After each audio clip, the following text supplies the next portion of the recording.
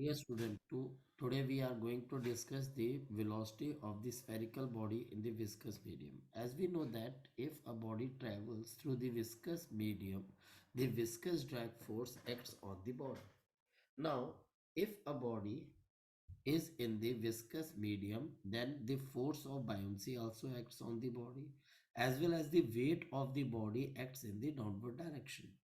Under the influence of these forces, the body is accelerated till it attains the terminal velocity. So we are going to develop an expression for the velocity of the body at any time t. So consider a body of radius r which is falling in the medium with the coefficient of viscosity eta. Let the density of the object be sigma and that of the medium be equal to rho.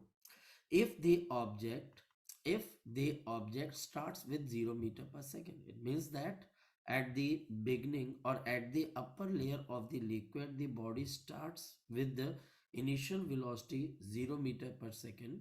The force of gravity acts in the downward direction, as you can see that, and the viscous drag force and the buoyant force in the upward direction. The two arrows that are made in the upward direction is the force of the buoyancy and the viscous drag force.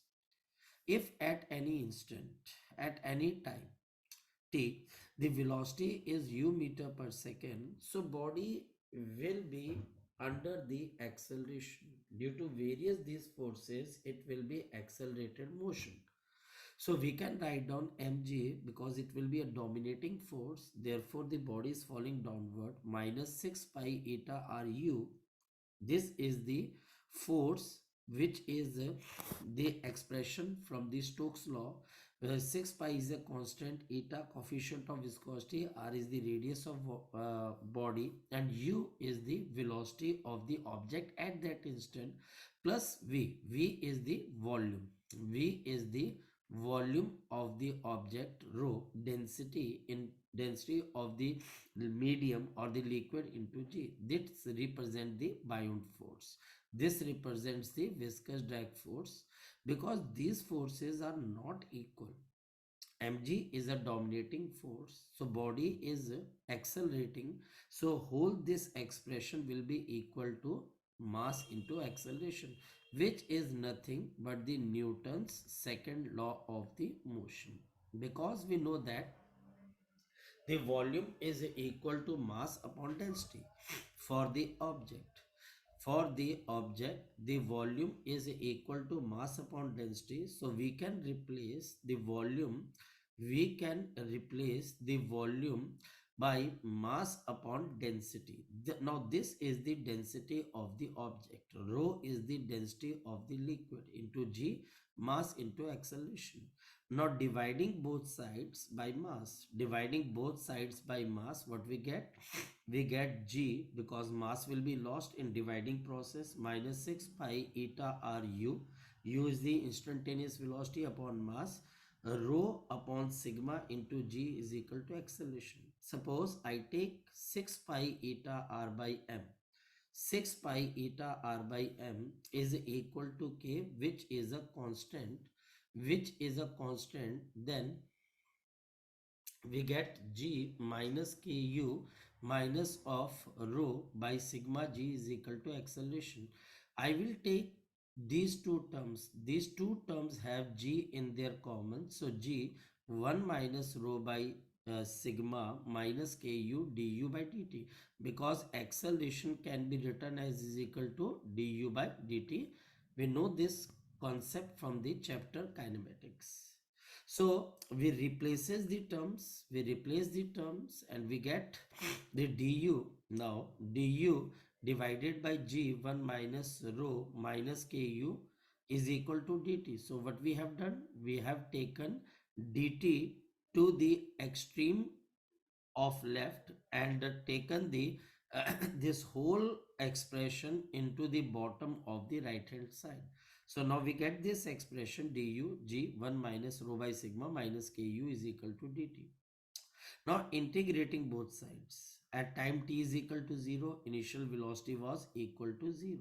At t is equal to 0, initial velocity was 0. At time t is equal to t, we have the velocity is equal to v. So now what we can do that we can now have a concept which is known as to be the concept of the concept of the integration. If there is a function in a denominator and we have the differentiation of that function in the numerator, so the integration of whole this integrand will be equal to log to the base of the of that function which is present at the denominator.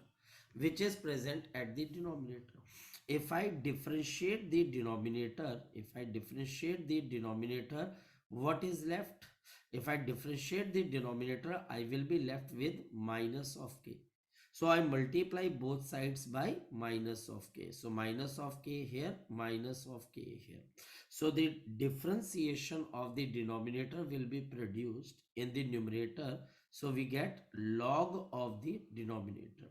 So we get the log of the denominator as the result of this integration. So log to the base of e g 1 minus rho by sigma minus of ku is equal to minus of kt. So putting the limits, now we put the limits. So we put the upper limit in this u. So we get log to the base of e g 1 minus rho by sigma minus of k into हमारे पास यहाँ पर we have v and minus of put the 0 in the value of u because इसी की हम क्या कर रहे हैं इंटीग्रेशन कर रहे हैं. तो ये 0 आ जाएगा. तो पिछली टर्म में मेरे पास minus of G 1 minus rho by sigma is equal to minus of K T आपके पास आ जाएगा. नेक्स्ट है, तो लॉग में जो दो चीजें सब्ट्रैक्ट होती हैं, suppose we have log to the base of E of X minus log to the base of E of Y. So we can have log to the base of E X by Y. तो लॉग में हम इनको आपस में divide कर देते हैं. So G 1 minus rho by sigma minus of K V divided by G 1 minus rho by sigma is equal to minus K T. So taking the antilog. Now if we take the antilog, तो ये एक बड़ी simple सी चीज है कि जब आप anti log लोगे तो यहां से लॉग तो चला जाएगा लेकिन दूसरी तरफ e की पावर आ जाएगी. देखिए लॉग का हम कॉन्सेप्ट समझते हैं. Suppose somebody says 10 raise to power 2 is equal to 100. Suppose so we say that log to the base of 10 of 100 is equal to कितना हो जाता है 2. सपोज मतलब कि ये हमारे पास एक एग्जांपल है एंड यू विल गेट कि हम ऐसा यहाँ पर एंटी लॉग में क्या करें. तो जब हम एंटी लॉग करेंगे तो क्या होगा जरा सोच के देखते हैं. तो क्योंकि मुझे पता है 10 रेज़ टू पावर 2 100 होता है, तो मैं क्या करूंगा 10 raise to power 2 is equal to 100. तो मेरा इसका एंटी लॉग क्या आ जाएगा, तो यहाँ पर मेरे पास 100 और यहाँ पर 10 की पावर 2, ये यहाँ पर चला जाएगा. समझ पा रहे? देखो एक और एग्जांपल लेते हैं. सपोज 10 की पावर 3 इज इक्वल टू कितना होता है 1000 होता है ना. तो हमारे पास अब कोई लॉग लेगा तो क्या बोलेगा log to the base of 10 of 1000 is equal to 3. ये लॉग होता है. तो 10 की पावर 3. अगर एंटी लॉग लेंगे तो यहाँ पे 1000 ही आएगा. एंटी लॉग ले लिया तो लॉग हटा दिया तो 1000 का 1000. अब यहाँ पर 3 कैसे बराबर करोगे तो आप बोलोगे 10 की पावर 3. ऐसे ही जब आप एंटी लॉग लोगे तो ये टर्म पूरी की पूरी ऐसे आ जाएगी और ये जो ई टर्म है, ये जो ई है ये यहां पर चली जाएगी. तो तब करके सामने e की पावर माइनस के टी है. चलो एक और एग्जांपल लेते हैं, you will be more comfortable. Log to the base of m of n. Suppose मेरे पास यहाँ पर p है, तो अगर कोई टीचर बोलता है कि भैया एंटी लॉग ले लो, तो आप एंटी लॉग कैसे लोगे n को n लिख दिया और सामने क्या कर दिया m raise to power p. मतलब ये m रेज टू पावर क्या कर दिया p. चलो एक और एग्जांपल ले लेते हैं. सपोज कि कोई टीचर बोलता है log to the base of s of r is equal to t. अब टीचर बोलता है कि एंटी लॉग लो, तो अगर टीचर बोलता है कि आप एंटी लॉग लीजिए तो आप क्या बोलोगे, आपके पास r इज इक्वल टू किसके बराबर है s की पावर t. तभी जब आपने एंटी लॉग लिया तो ये टर्म एज इट इज आ गई, लॉग हट गया और सामने वाली टर्म को हम बच्चे ई की पावर, ई के ऊपर उस पावर को डाल देंगे तो ई की power minus of K T आ जाएगा। कोई और होता तो भी डाल देते। तो हमारे पास अब क्या करेंगे, क्रॉस मल्टीप्लाई। तो ये सामने क्रॉस मल्टीप्लाई हो गया। अब ये टर्म और ये टर्म तो सेम है, तो भैया इंटरचेंज कर देते हम। तो अगर हम इंटरचेंज करेंगे तो मेरे पास क्या आ जाएगा, के V is equal to G one minus rho sigma minus G one minus rho sigma E की पावर माइनस के टी। अब चलते हैं आगे। तो मेरे पास यहां पर के वी किसके बराबर आ गया, G one minus rho one minus E की पावर माइनस के टी। तो v is equal to G by K one minus rho by sigma one minus E की पावर माइनस के टी। अब वक्त आ गया कि हम k की value डाल दें। तो k की वैल्यू कितने के बराबर है, 6 पाई ईटा r अपॉन m। अब m चला जाएगा ऊपर, one minus rho by sigma, और यहां पर भी मैंने k की वैल्यू 6 पाई ईटा r अपॉन m को डाल दिया। अब वक्त आ गया कि हम यहां पर मास की वैल्यू को भी डाल दें। अब वक्त आ गया बच्चे, हम यहां पर मास की वैल्यू को डाल दें। तो मास होती है 4/3 pi R cube, volume of spherical body into sigma into G. 6 pi eta R one minus rho by sigma, और अंदर वन माइनस ए के power 6 pi eta R T, mass की जगह 4/3 पाई आर क्यूब सिग्मा। और जैसे हम इस term को थोड़ा सा रीअरेंज करेंगे, कैसे रीअरेंज करेंगे, 3 नीचे आ गया, ऊपर 4 है तो कट के 2, नीचे हमारे पास यहाँ पर 3 तो 2/9 R square J rho minus sigma. अब ये रो अंदर जाकर इन दोनों के साथ मल्टीप्लाई हो गया, तो 1 की जगह रो आ गया, और रो बाई सिग्मा इंटू रो क्या हो जाएगा, रो से रो कैंसल, सॉरी सिग्मा से sigma cancel, I am extremely sorry. तो आपके पास सिग्मा से सिग्मा कैंसल, और मेरे पास यहाँ पे रो आ जाएगा। And now this is the complete expression for the velocity at any time, the velocity at any time, velocity at any time. अब आपके स्कूल के सिलेबस के अंदर सिर्फ टर्मिनल वेलोसिटी के बारे में बात की जाती है, एक ऐसी वेलोसिटी जो कांस्टेंट हो जाती है, और एक ऐसी वेलोसिटी जिसके अंदर ऑब्जेक्ट एक्सेलरेशन करना बंद कर देती है। वो चीज आपको यहाँ पर नजर भी आ रही होगी। अगर आप ध्यान से देखें तो ये वाला सिर्फ पर्टिकुलर, अगर आप ये वाला एक्सप्रेशन देखें तो यह आपके पास किसको इंडिकेट कर रहा है, टर्मिनल वेलोसिटी को। यह हमारे पास इंडिकेट कर रहा है टर्मिनल वेलोसिटी को इंडिकेट कर रहा है। चलो थोड़ा सा और एनालाइज करते हैं। इस एक्सप्रेशन में अगर मैं t की वैल्यू को 0 डाल दूं यहां पर, तो मेरे पास e की पावर आपके पास e की पावर 0 क्या होती है, प्लस माइनस, ये हमारे पास 1 होती है।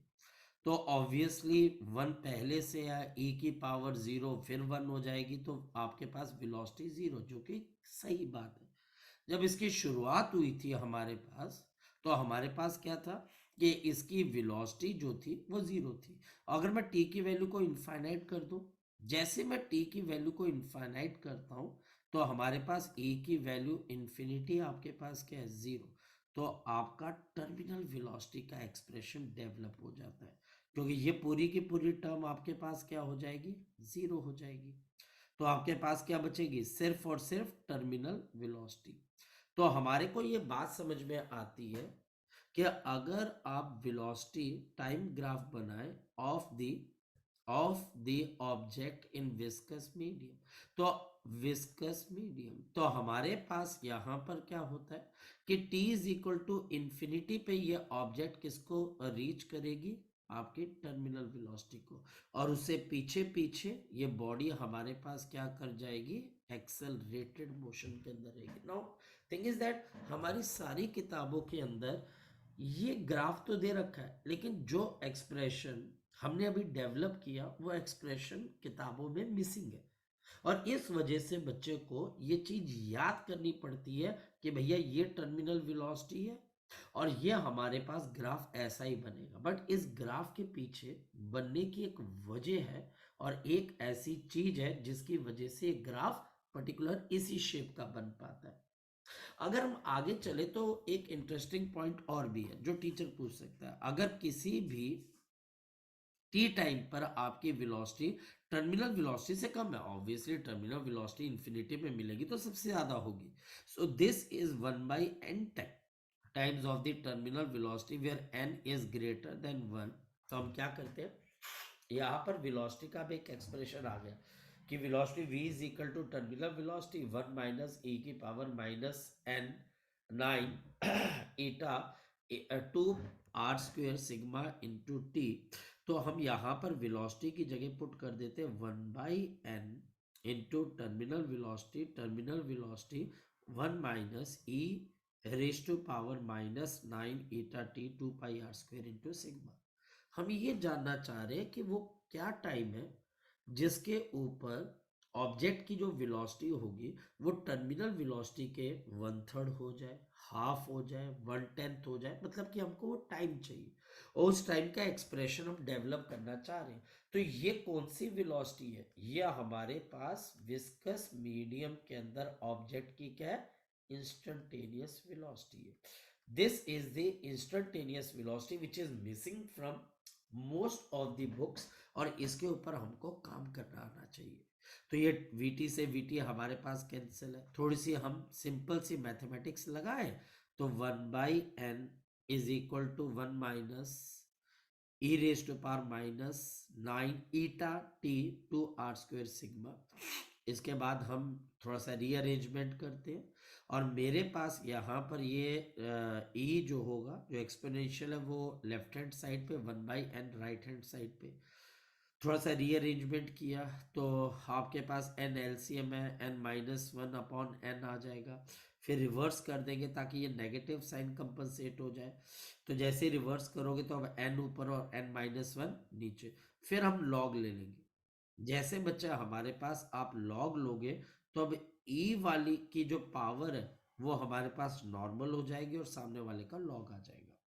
So 9 eta t 2 r square sigma is equal to log to the base of e n divide by n plus 1 और ये मेरे पास टाइम आ जाएगा एक ऐसे एक्सप्रेशन का जब मेरी वेलोसिटी टर्मिनल वेलोसिटी का कुछ पार्ट है।